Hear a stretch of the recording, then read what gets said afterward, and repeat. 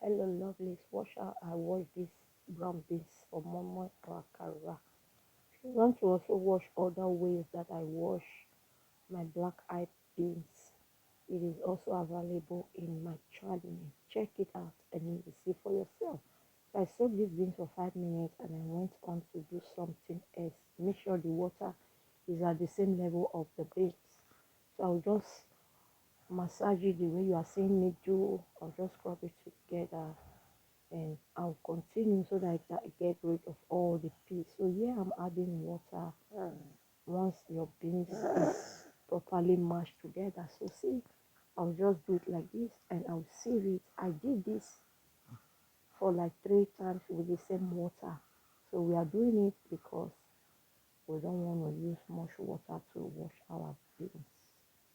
For my returning subscribers, thank you. My old and new, welcome. I really appreciate your love and support.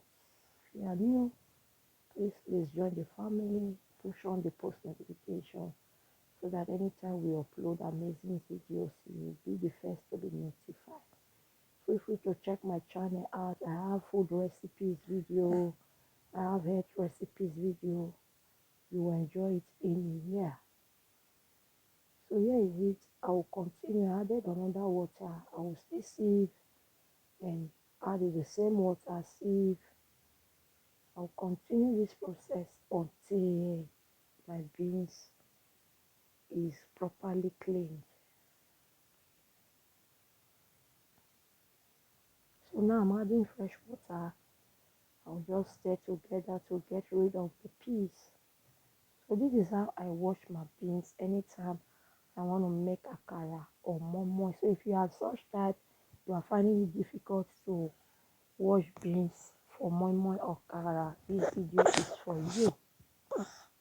So see, I'm done. My beans is clean, ready to be prepared as momo or akara.